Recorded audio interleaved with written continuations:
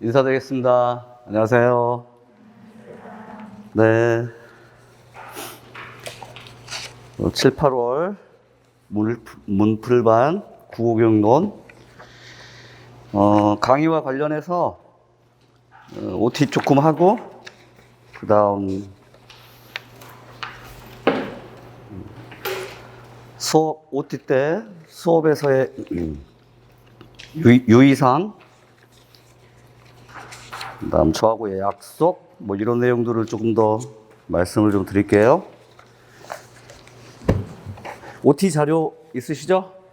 오케이. 그러면 OT 자료를 중심으로 해서 설명을 좀 드리도록 하겠습니다. 뭐 여기 빔 자료에도 뭐 뉴스타트라고 되어 있는데 1월부터 6월까지 여러분들이 이제 어떤 학습 방향을 가지고서 지금 여기까지 이르렀는지 이런 것들을 7, 8월 동안 점검하고자 합니다. 일단 이제 제 강의를 중심으로 해서 말씀을 드리자면 이 표가 있죠. 표가 있어요. 이렇게 1, 2월, 3, 4월, 5, 6월 해가지고 표가 있는데 지금 국교론에 국한해서 말씀드리자면 일단 6월까지는 교육과정에 대한 완벽한 이해는 아니야. 그런데 교육과정에 대한 체계적 정리. 이때 이제 체계적 정리라고 하는 것은 뭐 이렇게 성취 기준이 이렇게 나오면 그 성취 기준이 테마가 무엇인지. 테마라고 하는 것은 예를 들자면 이게 담화 유형 안에서 연설에 해당되는 건지 발표에 해당되는 건지 그 다음 테마 또 안에서 그렇다면 연설에 뭐 예를 들자면 전략과 관련된 건지 연설의 절차와 관련된 건지 이러한 체계 이런 체계를 가지고 있어야 되고 두 번째로는 핵심 개념어라고 하죠. 뭐 예를 들면 공신력 작년도에 출제됐던 또는 베레이터의 장문 단계 같은 경우에는 작년도 기입형 문제에 출제되긴 했지만 교육과정에는 등장하지는 않아요. 그런데 이제 기출문제에서 등장했던 내용이 있긴 한데 이런 개념들을 얼추 들어는 봤느냐, 익숙하느냐 이거예요. 교육과정에서. 그래서 교육과정에 대한 체계적 정리와 교육과정에서 다뤄지고 있는 주요 용어에 대한 익숙함 이런 것들이 지금 6월까지 어느 정도 갖춰지고 있느냐. 그리고 또 N수 이상 같은 경우에는 아무래도 뭐 이런 교육과정에 대한 이해나 정리 또 숙지가 어느 정도 되어 있는 상태라면 아마도 그 N수 이상 같은 경우에는 개론서를 봤을 거야. 보지 말라고 해도 아마 했을 거예요. 왜냐면 불안하니까. 그런데 뭐 그것까지 포함해가지고 개론서에서 다뤄지고 있는 거예요. 교육과정에서는 다뤄지지는 않지만 아까 말씀드렸던 베레이터 같은 경우에 작년도 기입형 문제 나왔던 그래서 개론서의 내용들을 6월까지 어느 정도 봤느냐. 뭐 암기하고 뭐 정리하고 뭐 이런 것도 있겠지만 이게 이제 6월까지 되어야 할 일들이에요. 그래서 보시면 제 수업으로 말씀드리자면 1, 2월 수업이 개론서를 중심으로 한 개념 중심의 수업이었단 말이야. 그리고 3, 4월이 교육과정이고 5, 6월이 교과서반이었어요. 그래서 이 6월까지 교육과정과 개론서를 중심으로 한 뭐 교육과정의 정리, 그 다음에 교육과정에서 다뤄지고 있는 중요한 개념어, 개론서에서 다뤄지고 있는 핵심 개념어, 또 이론 이런 것들이 어느 정도는 이제 정리가 된 완벽하게 이해된 상태는 아니에요. 그렇지 않아도 돼요. 근데 낯설지 않게 되어 있느냐 이거고요. 그 다음에 이제 이렇게 6월까지 이런 것들이 잘 되어 있든 잘 되어 있지 않든 간에 새로운 출발이잖아. 그러니까 그 이전까지 여러분들이 무엇을 했던 하지 않았던 건 중요한 건 일단 아니야. 그 지나간 일이니까. 그래서 7, 8월 달에는 기본적으로는 일단 지금 문풀반이긴 한데 문제풀이이긴 한데 문제풀이가 중심이 아니라 그 문제 해결을 위해서 국교론 같은 경우에는 동원해야 할 배경 지식을 다시 한번 점검해 보자는 거예요. 다시 한번. 그리고 이제 뭐 물론 그와 같은 배경 지식이란 개론서나 교육 과정에서 다뤄지고 있는 핵심 개념이나 이론들이 있을 거야. 그런 것들에 대해서 다시 한번 문제를 통해서 점검해 보는 거예요. 문제 자체가 이제 중요한 게 아니라 이 문제를 해결하기 위해서 동원해야 할 배경 지식들을 내가 어느 정도는 숙지하고 있는 상태인가. 그리고 만약 숙지하고 있다 할지라도 문제 해결을 위해서 동원해야 할 배경 지식의 양이 부족한 경우도 있고 너무 많이 넘치는 경우도 있어. 그런 경우에는 이 문제 해결을 위해서 부족한 부분들은 7, 8월 안에 채우면 되는 것이고, 그 다음에 넘치는 경우에는 시험장에서도 똑같이 적용되는데 내가 알고 있다고 다 쓰는 건 아니에요. 제한된 반응을 제한하는 유형이라고 부르잖아요. 반응 제한형. 지금 우리가 서답형이라고 하는 것은 이게 모두 다 서술형, 기입형, 이게 이제 단답형이에요. 논술형. 이걸 포함해서 2014학년도에 서답형이라고 불러요. 그리고 이제 14학년도부터 아마도 재작년까지는 이 논술형이 있었어요. 근데 이제 논술형이 빠지고 지금 여러분들이 보고 있는 서답형은 단답형과 서술형인데 이 단답형마저도 2014학년도 경우에는 문장 형태로 나왔었어요. 한 문장. 그런데 18학년도 이후에 그죠? 어느 시점에서는 이 단답형이 이제 한 단어 아니면은 두 단어로 되어 있는 어구의 기입형 문제로 바뀌었어요. 근데 아무튼 이 서답형이라고 하는 이 여러분들이 보는 지금 기출, 임용 기출의 유형은 반응을 제한시킨다. 이게 핵심이에요. 아는 거 다 쓰라고 하는 거 아니다.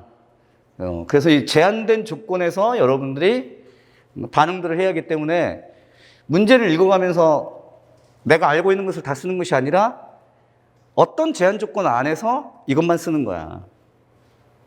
그래서 예를 들자면은 채점자들이 이렇게 현직 교사가 채점자로 들어가셔서 이제 내가 이제 합격을 하고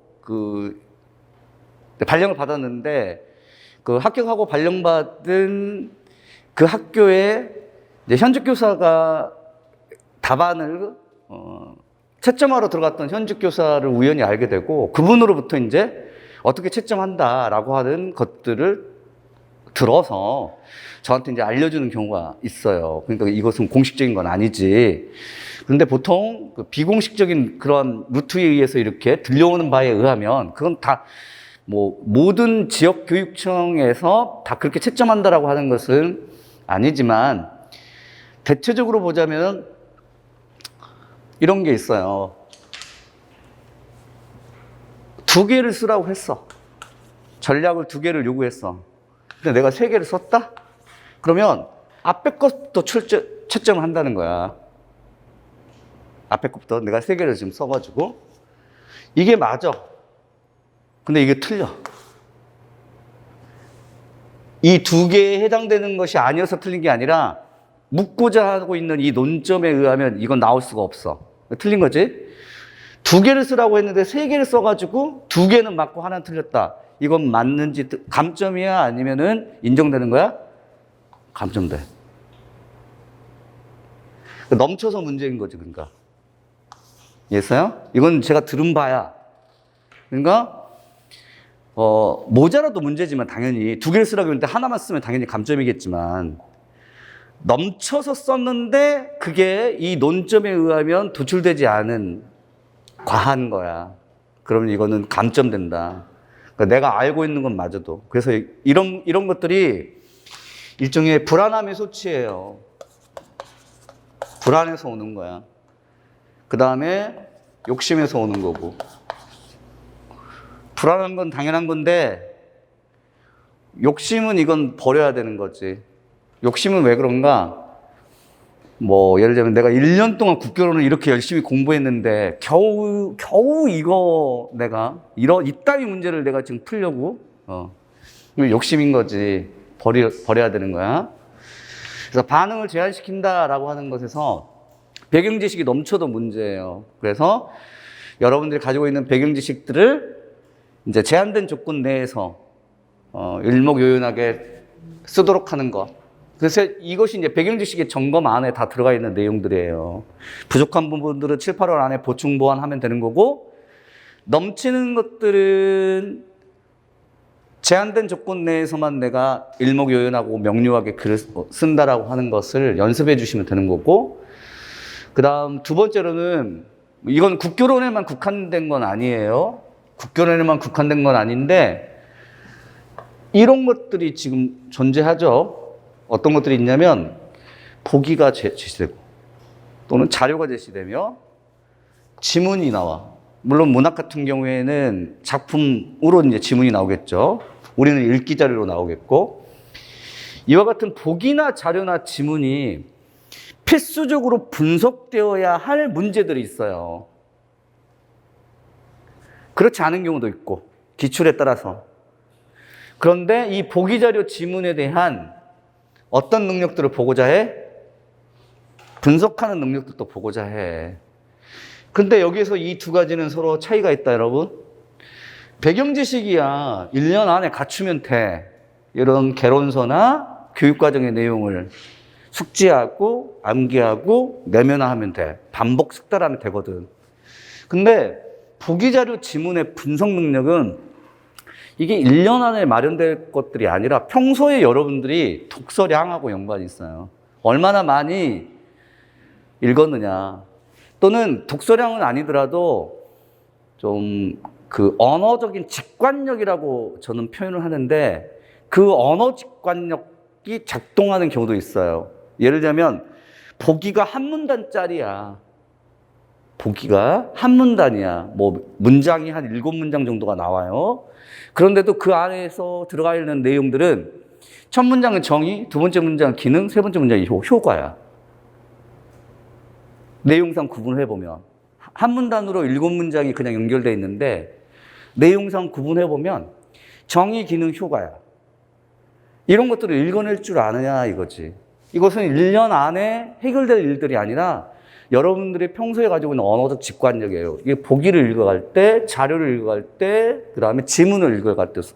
이때 이제 지문이라고 하는 것은 읽기 자료로 제시되어 있는 거, 국교론 같은 경우에는 문학작품 같은 경우가 있는데, 문학이야 이제 필수적으로 당연히 지문 안에서 찾으라고 요구하겠지만, 국교론에는 이제 지문에서 찾아라, 지문에 적용하라. 이런 것들이 아니라면 그 지문을 읽어갈 필요 없는 문제들도 있어요. 그런데 대체적으로 보자면 일단 보기자료 지문에 대한 분석 능력들을 요구해.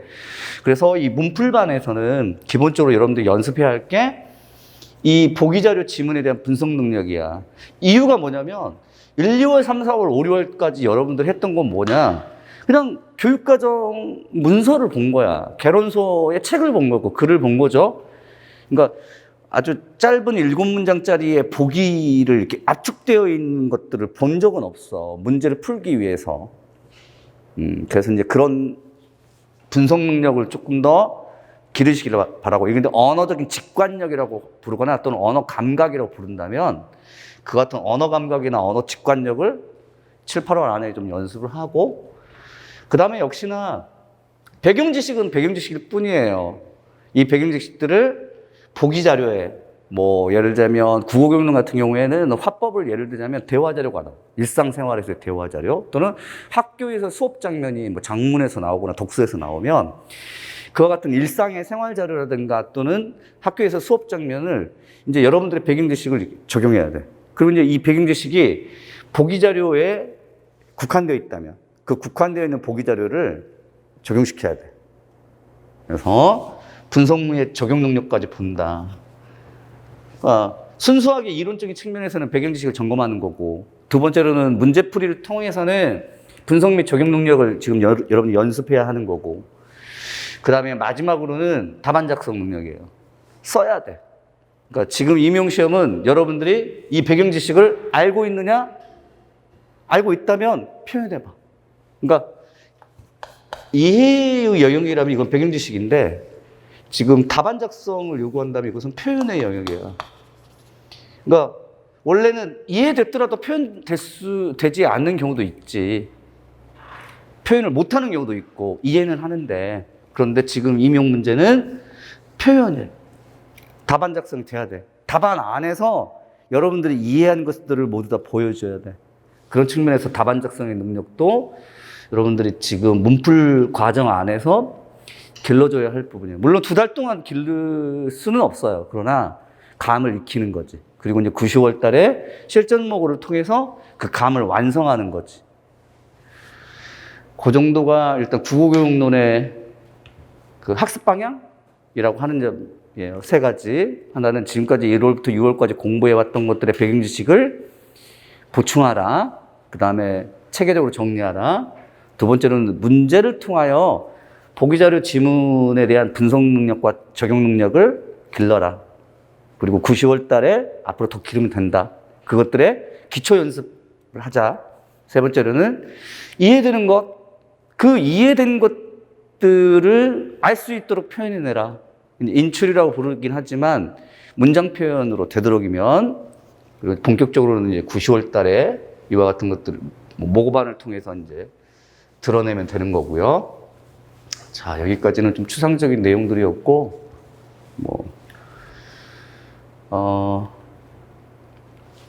7, 8월 수업을 위한 팁이라고 해서 프린트물 이쪽에 보시면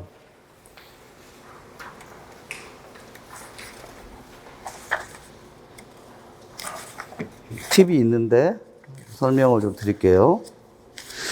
일단 여러분들의 수업은 이제 교재로 되어 있어요. 그리고 이 교재는 문제가 당연히 실려 있죠.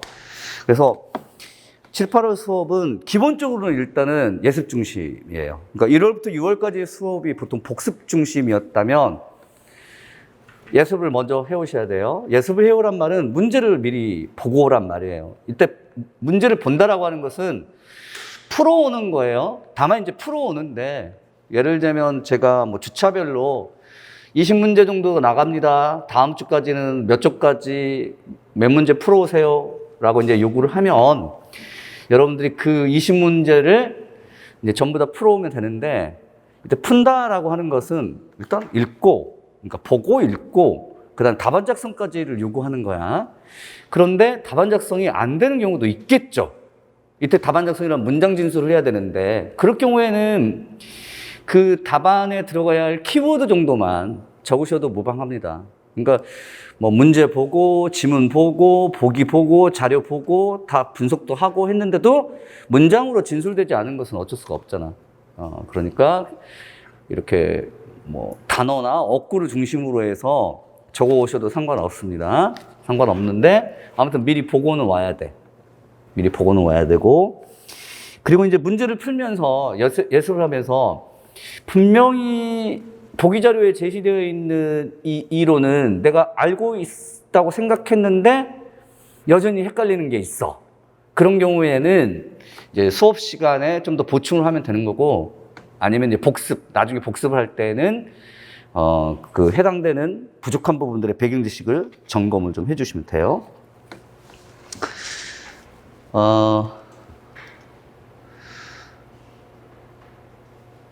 그리고 나머지 부분들의 내용들이 있긴 하지만, 이쪽 부분의 예습 중심, 교재에 실린 문제를 미리 수업 전에 풀어오고, 수업 시간에는 동원해야 할 배경 지식을 점검하거나, 논점, 답안의 방향을 이렇게 제가 프린트물로 나눠드릴 거야. 매주차마다.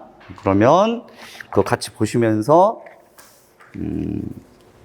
확인만 해주시면 되고, 그 다음 좀 길게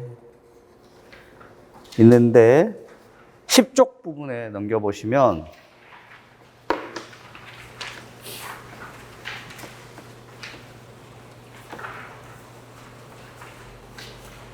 각 문제에서 요구하고 있는 국어교육론의 이론 정리 및 개념어 숙지 확인이라고 하는 좀 길게 말이 되어 있지만 설명을 좀 드릴게요.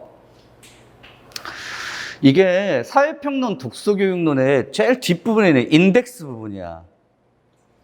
개론서의 제일 뒷부분에 있는 인덱스 부분이야. 인덱스는 뭐 학자 이름이 이렇게 나열되는 경우가 있고, 그다음에 기역, 니은, 디귿, 리을 이렇게 순으로 해가지고 이런 식으로 개념들이 있어요. 이렇게 개념들이 이게 용어죠, 용어. 인덱스 부분에 있는 용어인데 이거 이응에 해당되는 용어를 그냥 아무렇게나 제가 발췌를 했어.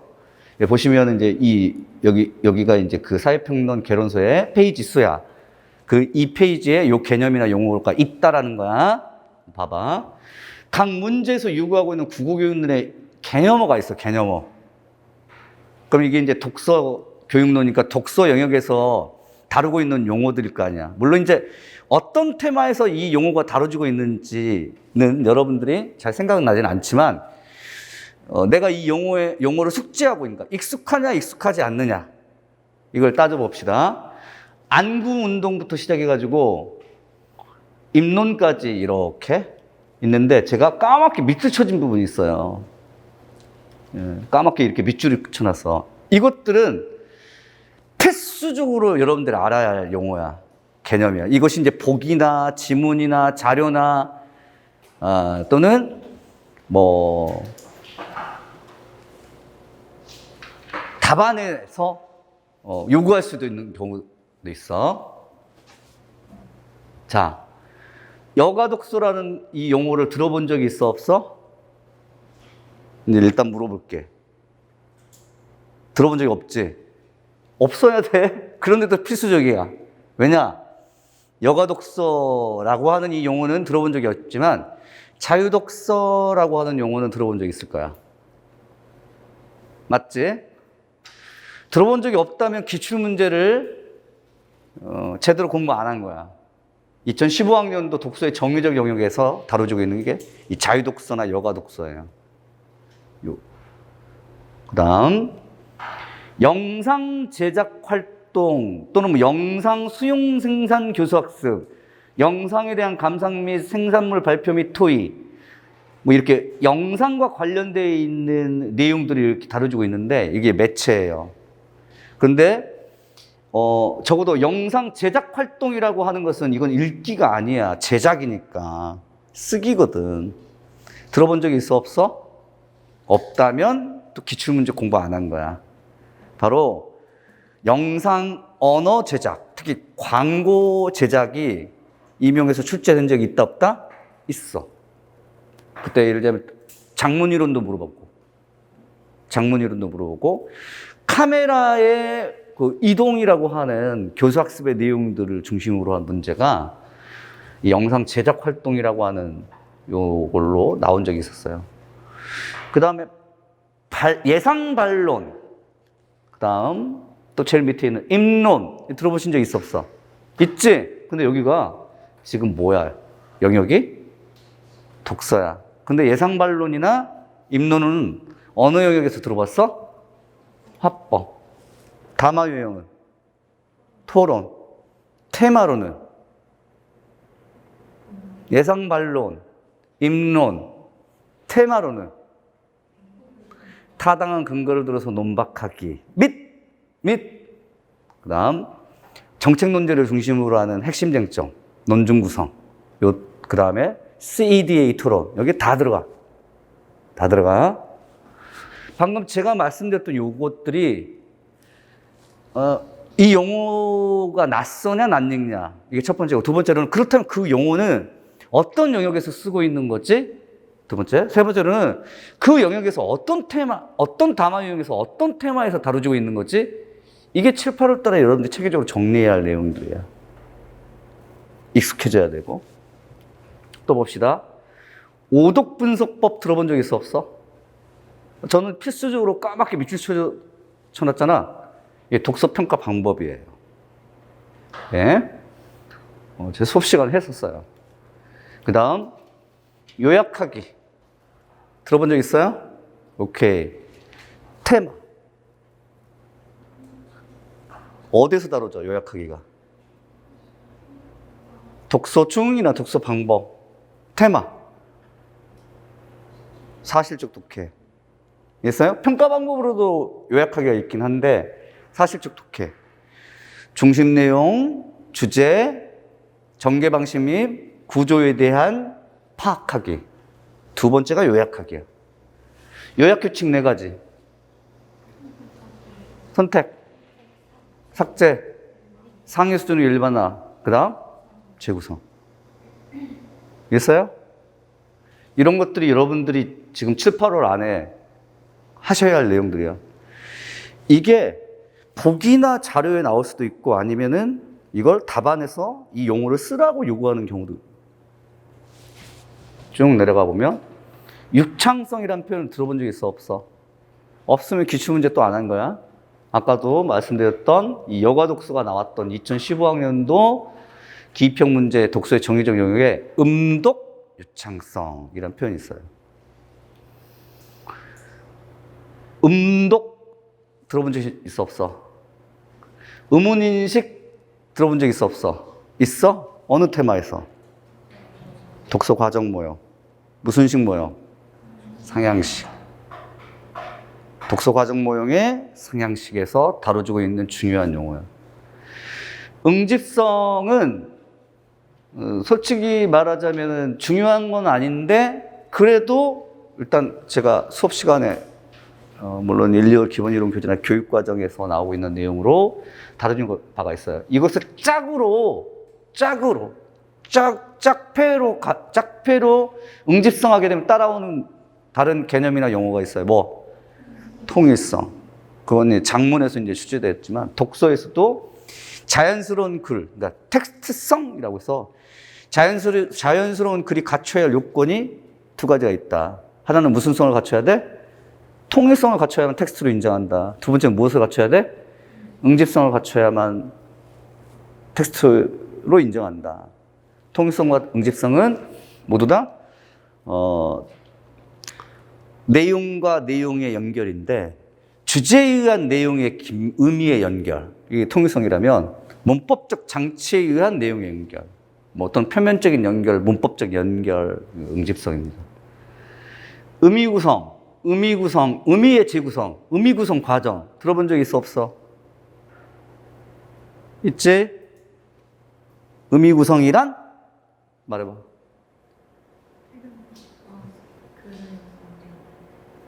독서에서의 의미구성은 뭐야? 독자가 글을 이해하는 과정에서 동원되어야 할 모든 것들, 그것들이 뭐가 있어? 배경지식, 경험, 가치관, 신념 이것들을 적극적으로 동원해서 글을 이해하는 것들이 의미구성이야. 독자마다 의미구성은 달라질까 같을까? 달라져. 그래서 해석 다양성을 경험하는 것이 중요해. 의미구성과 관련되어서 요게 2017 개정교육과정 해설 용어야. 2017 개정교육과정은 제일 뒤에 부록 부분에 용어 해설이 있어. 그 용어 해설에서 이와 같이 의미구성 행위를 이와 같이 설명하고 있어요. 독자는 글 읽는 과정에서 자신의 지식이나 경험을 바탕으로 글의 의미를 능동적으로 구성한다. 의미구성 행위란 읽기 과정에서 독자가 능동적으로 행하는 모든 상호작용들을 말한다. 여기는 경험, 지식, 가치관, 신념 이런 것들이 다 의미구성에 작동되는 것들이야. 글 속에는 글쓴이의 의도가 있으며 그 의도가 글의 의미를 결정하는 중요한 부분이지만 그것만이 글의 의미라고 한정할 경우에는 의미를 구성해서 실현하는 독자의 사고작용을 제대로 이해할 수 없게 된다. 말하자면 텍스트를 중심으로 하거나 글을 중심으로 한다고 하더라도 그 텍스트나 글은 당연히 작가나 필자가 중요하다고 생각하는 의도가 들어있기 때문에 근데 그 글의 필자의 의도만을 읽어내는 것을 우리가 목표로 하지 않는다. 같은 글에 대해서도 독자마다 조금씩 다르게 이해하는 경우를 볼 수 있는데 이러한 현상은 의미를 구성하기 위해서 독자마다 다양한 사고작용을 승해야 하는 결과다. 이때 다양한 사고작용이 이렇게 지식이나 경험들이 달라지는 거야. 명백한 오독은 제외하고 해석 범위를 벗어나지 않는 다양한 의미 구성의 결과들을 비교하면서 읽을 때 독자는 자신과 타인 그리고 이 세계에 대한 성찰적 이해 폭을 넓힐 수 있다. 이게 17 개정교육과정 해설 용어예요. 이거는 이제 2022 개정교육과정 이제 그 4월 달에 발표됐다고 했잖아요.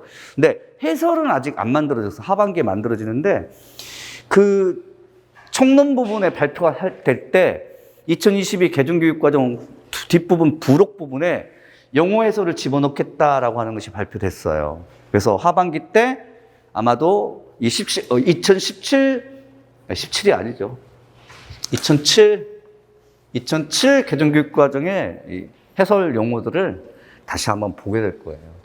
자, 아무튼 이런 식으로 그 개념을 명확하게 여러분들이 진술할 수 있느냐, 이제. 진술을 할 때는 개념을 정의를 해야 돼. 여기가 지금 개념을 정의 내린 거잖아. 의미구성 행위란 읽기 과정에서 독자가 능동적으로 행하는 모든 사고작용도 총칭하는 말. 이게 개념 정의이고, 그 다음에 이제 의미구성과 관련해서는 의미구성의 뭐 특성, 의미구성의 뭐 기능, 그죠? 의미구성의 특징, 뭐 기능, 뭐 유형, 이런 식으로 개념, 기능, 특징, 유형, 이런 내용들로 용어를 여러분들이 다양하게 알고 있어야 돼요.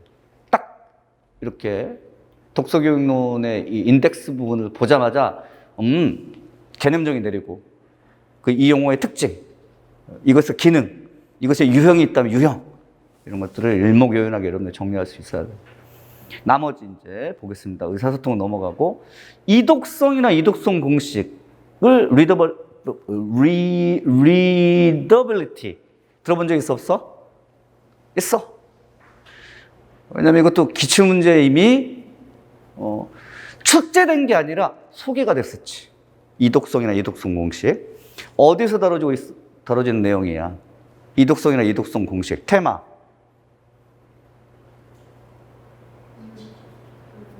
독서의 주요 요인 3가지. 뭐가 있어? 독서라고 하는 행위를 할 때 영향을 미치는 주요 요인 3가지가 뭐야? 그래, 글 텍스트 요인. 그 다음, 독자 요인. 3번째로는 맥락, 사회문화 요인. 그 중에서 이독성 공식은 무엇에 해당돼? 글 텍스트.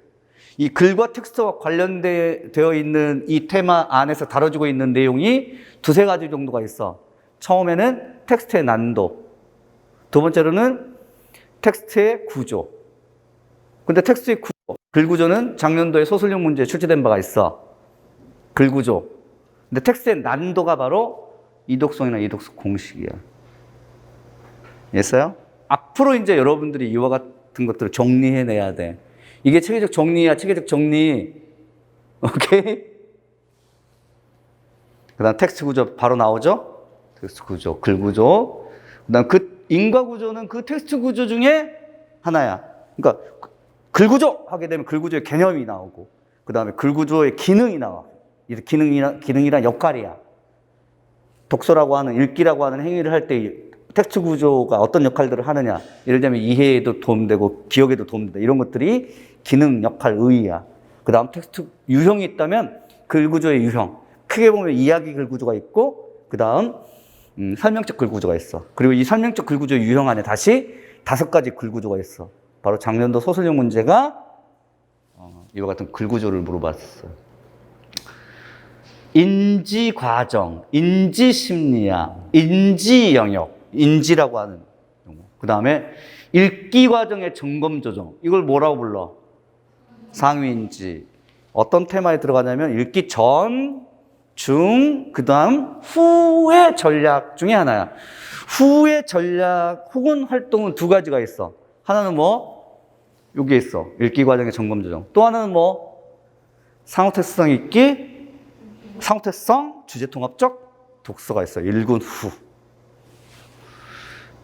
아까 말씀드렸던 유창성, 그 다음에 읽기 개념, 독서 개념, 해석 개념, 해독 개념, 의미 구성 개념, 이런 것도 다 개념이고, 읽기 준비도 같은 이 용어도 사실 중요한 개념이나 용어이긴 한데, 지금 여러분들에게 좀 낯설 거예요. 준비도라고 하는 것은. 그러니까 무엇인가를 적극적이고 능동적으로 갖춰야 할 자세를 말해요. 준비도라고 하는 것은.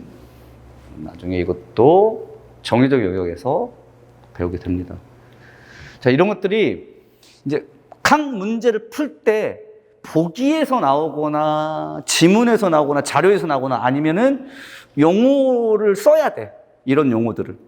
문장 진술을 할 때 써야 돼. 그래서 국어교육론의 이론의 정리의 개념을 파악하고 숙지하고 있느냐라고 하는 것을 말씀드립니다. 네. 됐고, 앞장으로 넘어가서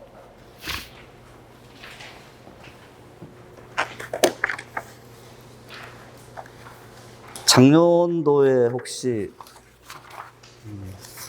시험을 치르신 분들이 있겠지, 여러분들이? 작년도에? 맞지?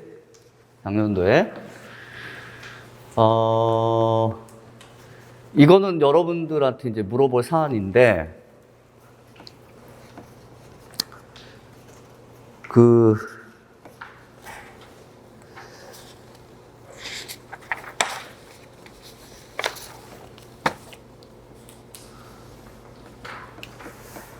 올해도 똑같지만 이제 물어볼 사안이에요. 시험을 치르고 나서 복귀를 제가 요청하는 몇몇 수험생들이 있어요. 일단 조교들한테는 당연히 제가 요청을 해요. 보내라. 그런데 가끔씩, 도대체 제가 여기 이 문제를 무슨 말을 썼는지가 생각이 안 나요. 그런 경우가 있어요. 가끔. 답답하죠, 자기도. 그러니까 시험지는 가지고 나오잖아. 그럼 시험지에다 뭔가를 적어놨을 거 아니야. 근데 그 적어놓은 것마저도 뭔가 내가 확실하게 명료하게 적어놓은 게 없다는 거야. 이건 이제 자신이 없거나 아니면 아예 모르거나 그런 것들인데, 작년도에 22학년도 B형 서술형 문제예요. 이거는 작년도에 이제 시험을 치르셨던 분들이나 아니면 이제 올해 상반기 때 여러분들 공부하셨던 여러분들은 이 화법에서의 화자의 공식형 문제는 여러분들이 모르는 건 한 번쯤 봤을 거야. 요거 보면서 문제를 풀 때 나는 이렇게 풀어. 나는 여기 있는 송원영 강사는 이렇게 푼단 말이야. 그걸 잠깐 팁을 드릴게요. 꼭 따라하라는 건 아닌데, 이제 문제지 이쪽부터 3쪽까지가 그 문제지 내용이고요. 4쪽부터가 이제 답안 작성의 과정이에요. 잠깐만 소개를 좀 드릴게요. 저 같은 경우에는 문제를 이렇게 보는 순간 여러분하고 똑같아요. 여러분들이 시험장 가가지고 문제 풀고 이제 답안 작성하면 저는 오후 한 3시 정도에 교육과정 평가원에 이제 파일이 올라와요. 그러면 이제 일단 다운을 받아. 그리고 한번 쭉 전반적으로 봐. 올해 내가 작도 잘 탔나? 쪽집게처럼 잘 찍었나? 그러면, 많이 나왔구나. 이렇게 보고, 그 다음에 구체적으로 봐, 이제. 그럼 어떻게 나왔지? 하고 이제 구체적으로 본단 말이야. 이제 구체적으로 봐. 볼 때, 여기 답안 작성 과정이죠. 프린트물의 그 4쪽 부분에 보시면, 답안 작성 과정에 첫 번째 답안 작성 과정에 이제 주목하는 게 뭐냐면 문두를 먼저 확인을 해요. 이거 당연한 거 아니야. 문두를 확인하는 거. 맞지? 근데 4쪽 부분에 그 문두를 확인할 때 고려해야 할 것들이 있어. 문두를 확인하면서. 첫 번째로는 영역별 관련 배경 지식을 막 이렇게 활성화시켜야 돼. 그 다음 두 번째로는 채점 기준으로 작동되는 제한 조건도 문두에 나올 수도 있거든. 이것도 잘 확인해야 돼. 그럼 봐봐. 이 문제는 기본적으로는 내가 이 문제를 풀기 위하여 어떤 영역에 어떤 배경 지식들이 필요하다라고 하는 것을 문두에서 이미 밝혀주고 있어. 일단은 화자의 공식력이야. 무슨 영역이야? 화법이야. 영역이 헷갈리신 분들도 있다? 안 그럴 것 같지? 한참 내가 답안 작성하고 나서 이거 장문인데, 근데 내가 지금 장문 영역에 답안을 작성하고 있는데 독서 영역이야. 그런 경우가 있어. 영역 헷갈리지 마. 그래서 영역을 아예 여러분들이 명시를 해줘. 그 시험지 위에 화법 이런 식으로 화법 영역이 당연한 거지. 화자의 공신력이니까. 그 다음에 백영지식으로 작동된 게 화법 영역 안에서 공신력이야. 문두에 이렇게 용어가 나오잖아. 그럼 이 공신력은 기본적으로 화법의 다마 유형이나 테마 혹은 성취 기준하고 연관이 있어. 어디서 다뤄지고 있어, 이 용어가? 그래, 화법의 다마 유형이 연설이야. 그러면 문두, 저 같은 경우에는 문두 보자마자 바로 안 내려가. 2, 3초간 멈춰서 공신력 하게 되면 또 여러분들이 가지고 있는 백인지식을 이제 활성화시켜야 돼. 그럼 이제 공신력의 개념도 있을 것이고, 공신력의 특성도 있을 것이고, 공신력을 구성하고 있는 요소도 있을 것이며, 공신력을 기르기 위한 방법들이 있을 거야. 당연히 공신력은 설득 전략 중에 하나야. 예를 들면 인성적 설득 전략, 감성적 설득 전략, 이성적 설득 전략. 근데 여기서는 인성적 설득 전략과 연관된 공신력이란 그런 이제 백인지식을 이제 활성화시켜. 그다음 두 번째, 백인지식을 활성화시킨 다음에 2, 3초 걸리지. 그다음 문두에서 확인해야 할 게 뭐라고? 지금 우리 기출문제들이, 서답형 기출문제들이 모두 다 어떤 형태라고? 답안의 반응을 제한시켜. 답안을 제한시켜. 그럼 여기서 제한 조건으로 지금 작동되고 있는 게 있어. 뭐? 가와나를 바탕으로 한다. 내가 알고 있는 백영지식들은 필요가 없는 거야. 가와나를 바탕으로 하는 거야. 그리고 이제 작성 방법에 따라 서술하는 거야. 이 두 가지를 확인했어. 가와나를 바탕으로 한다는 거. 그 다음, 공신력과 관련돼 있다는 거. 이제 확인했어. 그 다음, 4쪽이 이제 두 번째로 작성 방법을 이제 분석해. 저는 안 읽어요, 이거. 가나 안 읽어. 여러분도 순서대로 이렇게 하실지 모르겠지만 저는 순서대로 안 하고 문두 보고 그 다음에 작성 방법 봐. 이렇게 순서대로 안 해. 왜 순서대로 안 하는가는 작성 방법이 중요하니까 그래. 이 가자료나 나자료를 어떻게 활용하라라고 하는 것들이 작성 방법이 있기 때문에 건너뛰어가. 건너뛰어서 작성 방법을 먼저 본 다음에 가하나를 보는 경우가 저는 그래요. 저는. 그럼 가와나를 봅시다. 작성 방법 봅시다. 작성 방법은 크게 두 개가 있는데 사적 부분에 보시면 작성 방법 첫 번째는 기억 니은에 들어갈 내용을 구성 요소와 관련지어 각각 서술할 것을 요구하고 기억 니은이 제시된 표를 보면 관련되는 공신적인 요소와 그 이유를 서술할 것을 요구하고 있어. 잘 봐봐. 작성 방법에서 요구했던 게 뭐냐면 여기 위에 나와 있는 나에 나와 있는 도표가 있어요. 도표에. 기억 니은이라고 부호 표시에 기억 니은에 들어가야 할 내용을 서술하는 거야. 내용을 서술하라. 여기서부터가 여기까지가 제한 조건이야. 기억 니은에 들어갈 내용을 서술하라. 근데 그냥 서술하지 말고 제한 조건. 공신력의 구성 요소와 관련지어. 이게 이제 제한 조건이야. 작성 방법에서의 제한 조건이야. 그럼 공신력의 구성 요소가 그럼 어디에 있어? 여러분들이 알고 있는 공신력의 구성 요소가 있을 거 아니야. 근데 여기서는 지금 가와 나를 바탕으로 하라고 했으니까 가는 화자의 공신력에 대한 뭐야? 설명 자료지. 근데 이 가의 공신력에 대한 설명 자료는 봐봐. 한 문단 몇 개 문장이 연속 이어진 거야. 근데 문제는 이것들이 일종의 내용 구분이 돼 있다는 거야. 알았어요? 이게 어떻게 내용 구분이 되어 있는지 여러분들이 이제 언어 감각을 가지고 있어야 돼. 이 가자료의 내용은 세 개의 내용으로 구분 가능해. 몇 개? 세 개. 원래는 문장으로 이어졌지만 먼저 첫 번째 문장은 공신력의 구성 요소가 소개되고 있어. 여기 핵심이야. 맞지? 그럼 기억 니은에 들어가야 할 공신력의 구성 요소는 가의 첫 번째 문장에 여기 화자의 능력, 지성, 성품, 진실성 중에 하나씩 써야 돼. 여기까지 확인했어? 두 번째로는 가는 공신력의 구성 요소만 논의되는 것이 아니라 공신력의 특성에 대한 설명이 있어. 여기서부터야. 한편 화자의 능력이나부터 여기까지. 왜냐? 여기 표지가 있거든. 이러한 특성은 이라고 하는 표지가 있거든. 그러니까 지금까지 앞에 여기까지는 공신력의 특성에 대한 설명이라고. 그 다음 세 번째 부분이 이러한 특성 표지 다음 부분에 있어.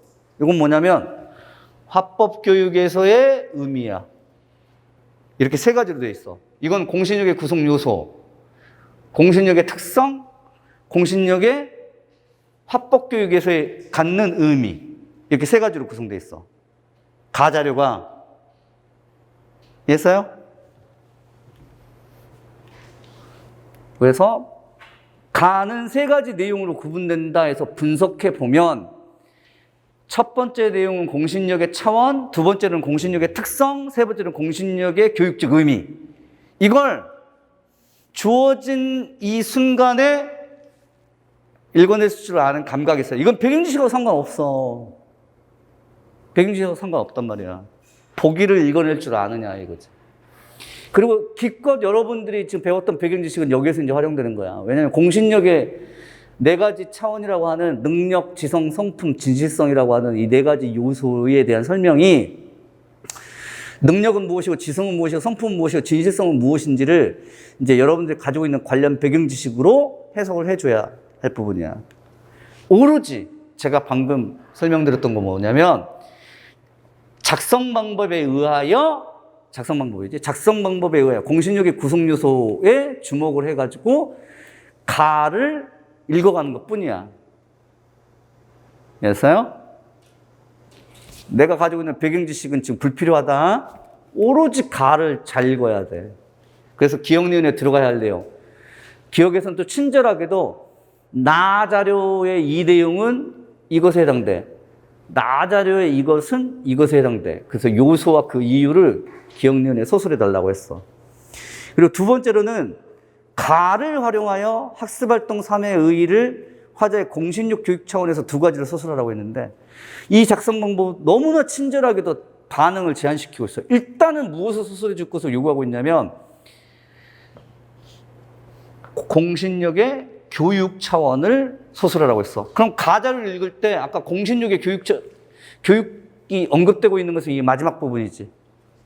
맞지? 이걸 활용해 달라는 얘기야. 화법교육에서 중요한 의미를 갖는다라고 하는 것을 활용해 주셔도 되고, 그 다음 가를 활용해야 된다. 가에 있는 내용 가운데 화자의 공신력 교육이 언급된 바가 있다. 그걸 두 가지를 서술하라. 그러면 여기 그대로 서술되어 있어. 화법교육에서 중요한 의미를 갖는다. 첫 번째, 청자 입장에서 감수성 높인다. 두 번째, 공신력을 구분하라 접근 태도를 기를 수 있다. 이거 그대로 써주시면 돼. 그대로.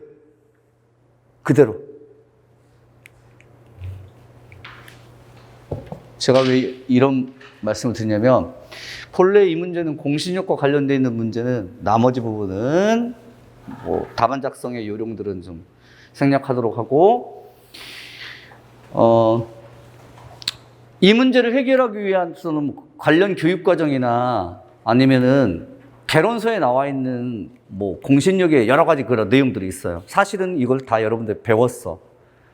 근데 정작 이 문제를 해결하기 위해서 이와 같은 관련 교육과정의 내용이나 또는 개론서의 내용들이 불필요해. 진짜 불필요해.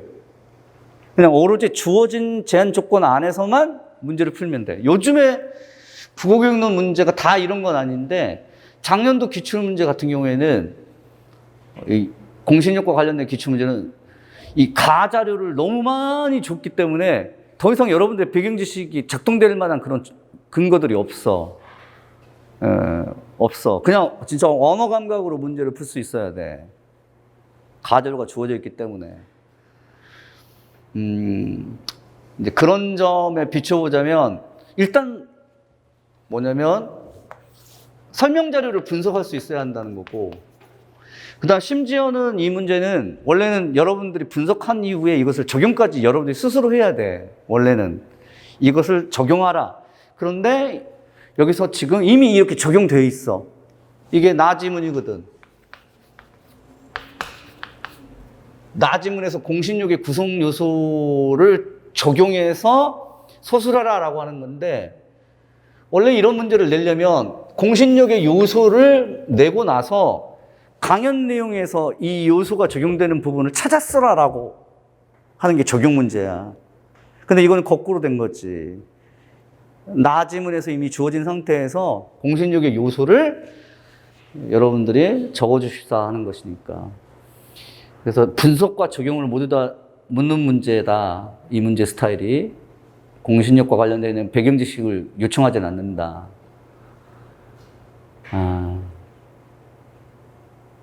그렇게 해서 이 기출문제는 2022학년도 이 연설과 관련되는 기출문제는 그냥 여러분들이 수능식으로 풀어도 못 푸는 건 아니야.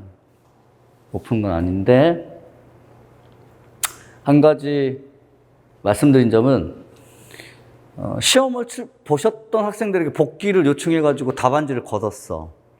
7명의 학생들 걸 걷었단 말이야.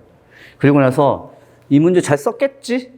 라고 이렇게 딱 답안을 봤는데 모두 다 이상한 거야. 모두 다 이상해. 근데 어떤 점에서 이상하냐? 기억, 니은에 들어가야 할 공신력의 요소 있지. 이게 원래 어디에 나와? 가와 나를 바탕으로라고 하는 제한 조건에 의하면 어디에 나와? 가에 나와야 되겠지. 그치? 가에 나오는 공신력의 요소는 4가지 중에 기억, 니은에 각각 한 가지씩 쓰면 될 거 아니야?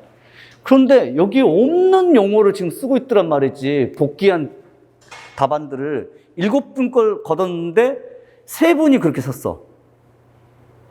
뭐지? 예를 들면 기억을 전문성 이런 식으로 썼단 말이야. 전문성. 니은을 솔직하고 수용적인 태도 이렇게 썼단 말이야. 전문성 이건 개론서에 나왔네요. 혹은 교육과정에 나왔네요. 솔직하고 수용적인 태도 이런 것도 교육과정에 나온 용어야. 그 용어를 썼단 말이에요. 그러니까 한마디로 얘기하면 자기 자신의 배경 지식을 활용해서 답안을 쓴 거지.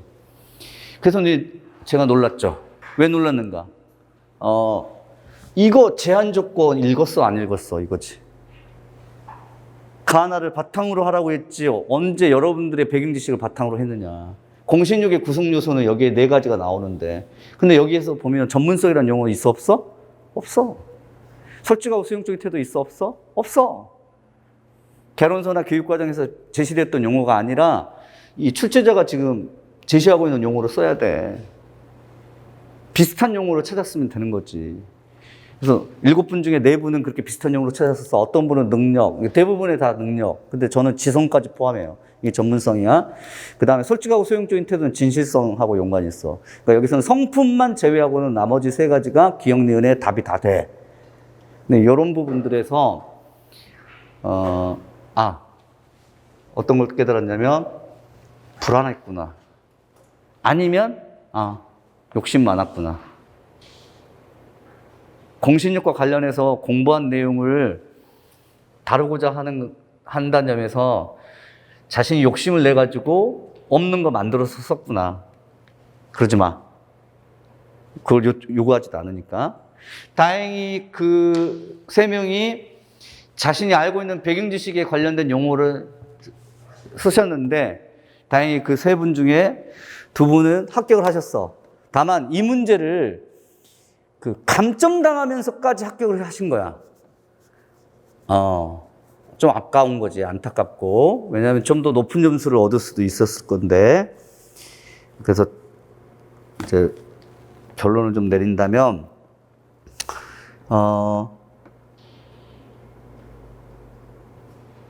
지금의 임용 문제가 배경 지식을 많이 요청도 하고 분석 능력도 요구하며 적용 능력도 요구하는데 이런 것들과 관련해서 문제풀이를 하면서 여러분들이 배경 지식을 어느 정도 확장시키거나 어느 정도 축소시켜야 하는지를 잘 여러분 취사 선택을 해야 한다. 여기까지 말씀을 드리도록 하겠습니다. 나머지 부분은 거추장스러우니까 기출문제를 해설하는 강의는 아니니까 넘기시고 12쪽 보시면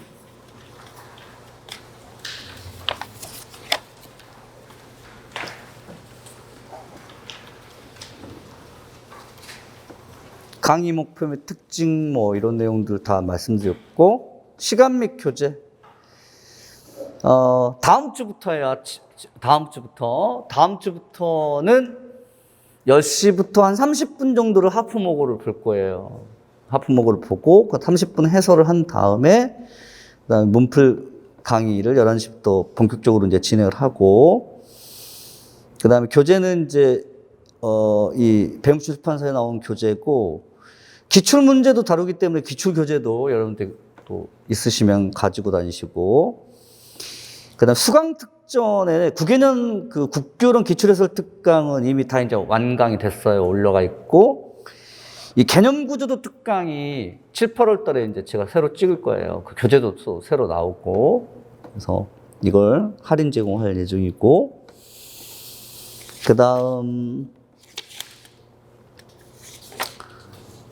14쪽에 넘겨보시면 주차별 강의 일정은 대체적으로 그렇다는 얘기입니다. 1주차부터 마지막 주차까지.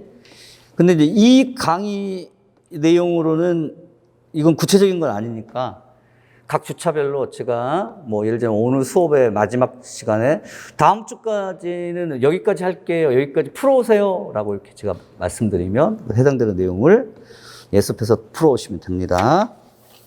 그 다음 13쪽에 보시면 13쪽에 보시면 그 당구장 표시 두 번째 스터디 조직 및 학습 상담을 통해서 학습 과정 및 학습 계획의 실천 여부를 확인한다라고 하는 부분.